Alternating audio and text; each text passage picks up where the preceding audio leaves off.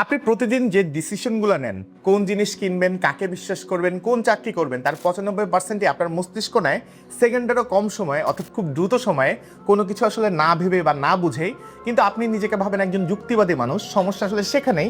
আজকের ভিডিওতে আমি আপনাদেরকে বলার চেষ্টা করব সাইকোলজি ব্যাপারটা আসলে কি, কেন এটা আপনার লাইফের সবচেয়ে গুরুত্বপূর্ণ সাবজেক্ট হতে পারে, এছাড়া এটা আপনি কীভাবে বোঝার পড়া শুরু করবেন, আপনার লাইফের বায়াসগুলো বা ভ্রান্তিগুলো আসলে কি কি, যেগুলো আসলে প্রতিদিন আপনাকে নিয়ন্ত্রণ করছে।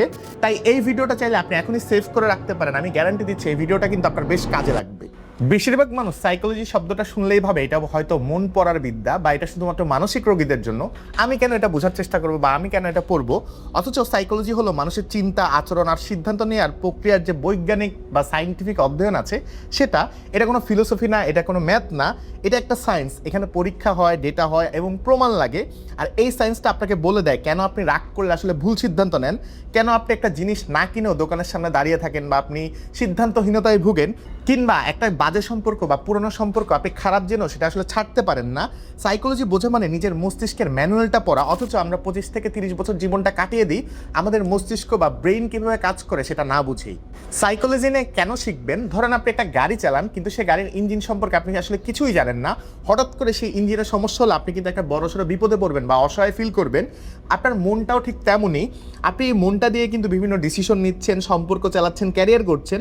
অথচ এর অপারেটিং সিস্টেমটা বা এটা কীভাবে কাজ করে, কীভাবে ডিসিশন নেয়, সেটা যদি আপনি না বুঝতে পারেন তাহলে কিন্তু আপনি সবসময় বেশ বড়সড় বিপদে পড়বেন। সাইকোলজি বোঝার মূলত সুবিধা আসলে তিনটা। নাম্বার 1, আপনি ভালো সিদ্ধান্ত নিতে আসলে শিখবেন। কেন আপনি প্রতিবার একই ভুল বারবার করেন সেটা আপনি বুঝতে পারবেন বা সেটা আপনি ধরতে পারবেন। আর নাম্বার 2, মানুষকে বুঝতে পারবেন বা চারপাশের মানুষজন আসলে কোন বিহেভিয়ারটা কেন করছে, বা সে কেন আসলে রাগ ক্ষোভে আসলে আক্রান্ত হচ্ছে, বা সে কেন কোনো জিনিসপত্র কিনছে বা কোনো জিনিসপত্র সে আসলে রেগে যাচ্ছে, সেটা খুব আপনি সহজেই বুঝতে পারবেন বা ধরতে পারবেন। আর নাম্বার 3, আপনি ম্যানিপুলেশনের ফাঁদ থেকে বাঁচতে পারবেন। একেবারে মার্কেটিং, রাজনীতি বা সোশ্যাল মিডিয়াতে প্রতিদিন আপনাকে নিয়ে যে খেলাটা খেলা হয়, সেই খেলাটা থেকে কিন্তু আপনি আসলে অনেকটাই বেঁচে থাকতে পারবেন যদি আপনি আসলে সাইকোলজি বুঝতে পারেন। সাইকোলজি কিভাবে বোঝা শুরু করবেন? নাম্বার 1, আপনি বেসিক ধারণা দিয়ে সাইকোলজি পড়া কিংবা বোঝা শুরু করুন।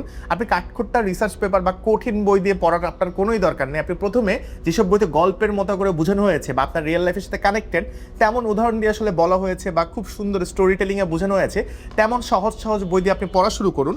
নাম্বার 2, প্রতিদিন আপনি নিজের আচরণগুলোকে পর্যবেক্ষণ করুন। প্রত্যেকদিন রাতে আপনি লিখে রাখুন আজকে আপনি হয়তো কী ভুল করলেন বা কোন ডিসিশনটা আপনি আসলে মন থেকে নিলেন বা আসলে চট করে নিয়ে ফেলেছেন, আর কোন ডিসিশনটা আপনি যুক্তি দিয়ে বা চিন্তাভাবনা করে নিয়েছেন সেগুলো আপনি একটু মার্ক করার চেষ্টা করুন। নাম্বার 3, আপনি আপনার যে বায়াস বা ভ্রান্তিগুলো আছে সেটার একটা লিস্ট করুন। পুরো সপ্তাহে আপনি আসলে কয়টা বায়াসে আক্রান্ত হয়েছেন সেটা আপনি বোঝার বা জানার চেষ্টা করুন। একটু পরে আমরা বায়াস নিয়ে আলোচনা করব, কী কী বায়াস আছে বা সেগুলোর উদাহরণ কী, সেটার জন্য একটু অপেক্ষা করুন। আর নাম্বার 4, আপনি আপনার লাইফে সাইকোলজিটাকে প্রয়োগ করুন। আপনি যখন সাইকোলজির বিভিন্ন ট্রিকগুলো শিখবেন বা বিভিন্ন বায়াস সম্পর্কে জানবেন, সেই নলেজগুলোকে আপনি লাইফে অ্যাপ্লাই করার চেষ্টা করুন। প্রতিদিন একটু একটু করে আপনি সাইকোলজিতে বা এই চিন্তাভাবনায় বা মস্তিষ্ক নিয়ন্ত্রণে বেটার হওয়ার চেষ্টা করুন। সাইকোলজি বোঝার কিংবা শেখার জন্য আপনি কোন কোন বইগুলো পড়বেন? Number 1, thinking fast and slow, বইটা লিখেছেন ড্যানিয়েল কাহনেমান। এটাকে আপনি সাইকোলজির বাইবেল বলতে পারেন। নাম্বার 2, ইনফ্লুয়েন্স, যেটা লিখেছেন Robert Cialdini. Number 3, man search for meaning, যেটা লিখেছেন Victor Frankl. Number 4, the art of thinking clearly, যেটা লিখেছেন রফ ডবেলি। তো এই বইটাতে বোধহয় 99টার মতো চ্যাপ্টার রয়েছে যেগুলোতে আপনার চিন্তার বায়াস বা বায়াসগুলো আপনি ধরতে পারবেন, খুব চমৎকার হবে। আর আপনি যদি বাংলায় পড়তে চান, চমক হাসান ভাইয়ের যুক্তিফাদে ফরিং বলে একটা চমৎকার বই আছে, আপনি সেই বইটাও পড়ে দেখতে পারেন। তো এখন আমি ভিডিওর মাঝখানে একটা ছোট্ট কথা বলি। অনেকেই আমার কাছে বইয়ের জন্য ভালো একটা অনলাইন বুকশপের সাজেশন চান। আমি আপনাদেরকে বিডি বুক সাজেস্ট করব। এখানে একাডেমিক থেকে শুরু করে ইসলামিক, সাহিত্য, বিজ্ঞান, শিশুদের বই এক জায়গাতেই আপনি সব বইয়ের কালেকশন আসলে পেয়ে যাবেন। সাইকোলজির বইপত্র আপনি পেয়ে যাবেন। তাই আপনি যদি বই কিনতে চান তাহলে এখনই bdbooks.net থেকে ঘুরে আসতে পারেন। আপনার পরের পছন্দের বা প্রয়োজনীয় বইটা হয়তো আপনার জন্য সেখানে অপেক্ষা করছে। আর হ্যাঁ, জয়5 প্রোমো কোডটা ইউজ করলে আপনি পেয়ে যাবেন এক্সট্রা 5% ডিসকাউন্ট। মানুষের বায়াসগুলো আসলে কি কি, যেগুলো আপনাকে না জানিয়ে এক প্রকার প্রতিনিয়ত চালাচ্ছে? সো বায়াস মানে হচ্ছে মস্তিষ্কের শর্টকাট, যেটা দ্রুত সিদ্ধান্ত নিতে আপনাকে সাহায্য করে কিন্তু প্রায় আপনাকে ভুল পথে নিয়ে যায়। সো এরকম একটা প্রথম বায়াসটা হচ্ছে কনফার্মেশন বায়াস। আপনি যা বিশ্বাস করেন শুধু তার পক্ষে আপনি তথ্য খুঁজে বেড়ান। আপনি দেখবেন বিপক্ষের তথ্য চোখে পড়লে আপনি সেটা এড়িয়ে যান। এই জন্যই ফেসবুকে তর্ক করে কিন্তু কারো মতামত আসলে বদলানো যায় না। আর নাম্বার 2 হচ্ছে সাঙ্ক কস্ট ফ্যালাসি। আপনি যদি একটা সম্পর্ক বা চাকরিতে অনেক দিন আসলে সময় দেন, আপনি কিন্তু তাই খারাপ জেনেও দেখবেন পরে সেটা ছাড়তে পারবেন না। আপনার মনে হবে আমি তো অনেক দিন সময় দিয়ে ফেলেছি। এই জন্য আপনি দেখবেন অনেকেই হয়তো একটা মুভি দেখার জন্য টিকিট কেটে সে মুভি দেখার পরে কিছুক্ষণ হয়তো তারপরে ভালো লাগছে না, বা আধা ঘন্টা বা 1 ঘন্টা পরে ভালো না লাগলেও সে সেখান থেকে বেরোয় আসতে পারে না। সেভাবে আমি তো আসলে আধা ঘন্টা 1 ঘন্টা দেখেই ফেলেছি, পুরোটাই দেখে ফেলি। পরে যে তার আসলে প্রায় 2 থেকে 3 ঘন্টা সময় নষ্ট হচ্ছে সে কিন্তু সেটা খেয়াল করে না। তো আমরা প্রত্যেকেই কিন্তু এরকম একটা সাঙ্ক কস্ট ফ্যালাসির মধ্যে পড়ি যে আমি তো জিনিসটা কিনেই ফেলেছি, তাহলে ইউজ করেই দেখি। সো এরপর 3 নাম্বার বায়াসটা হচ্ছে অ্যাঙ্করিং বায়াস।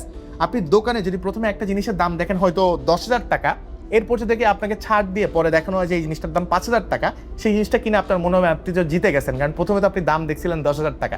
সো ওই 10,000 টাকা অনুযায়ী যখন আপনি 5,000 টাকা শুনবেন আপনার কাছে কিন্তু বেশ কম দামি মনে হবে, তাই আপনি মনে মনে ভাববেন যে আমি হয়তো জিতেই গেছি। তাই এইটাকে বলা হয় অ্যাঙ্করিং বায়াস।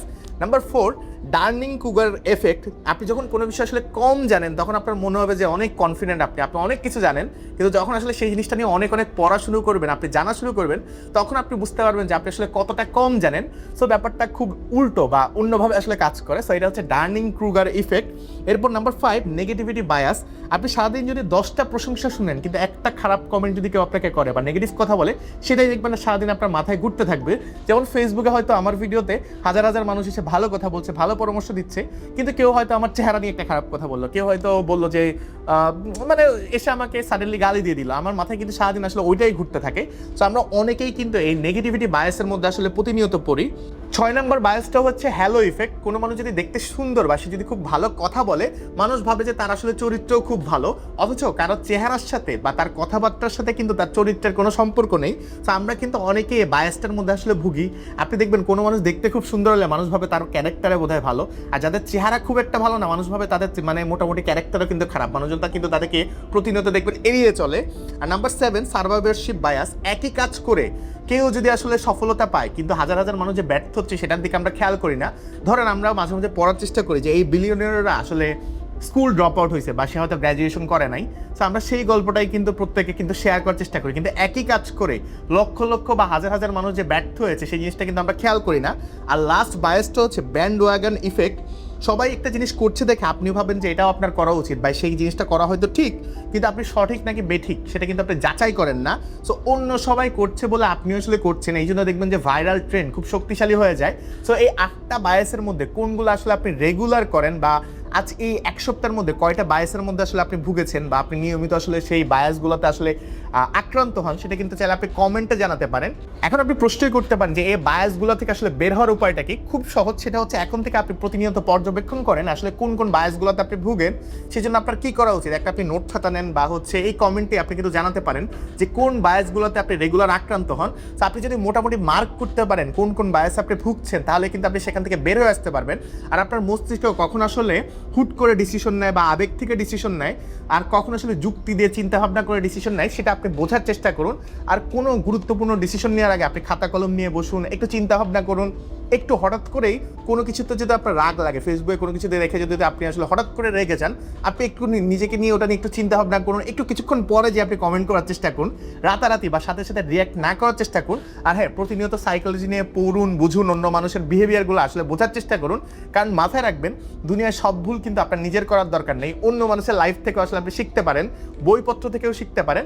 তাই প্রতিনিয়ত সাইকোলজি পড়ুন, শিখুন, বুঝুন, আর এটা নিয়ে আলাপ করার চেষ্টা করুন। আর হ্যাঁ, এই ভিডিওটা যদি আপনার ভালো লেগে থাকে একটা লাইক দিয়ে যেতে পারেন বা একটা কমেন্ট করে যেতে পারেন। আর আপনি যদি আমার চ্যানেল সাবস্ক্রাইব না করে থাকেন তাহলে এখনই সাবস্ক্রাইব করুন কিংবা পেজে ফলো করুন।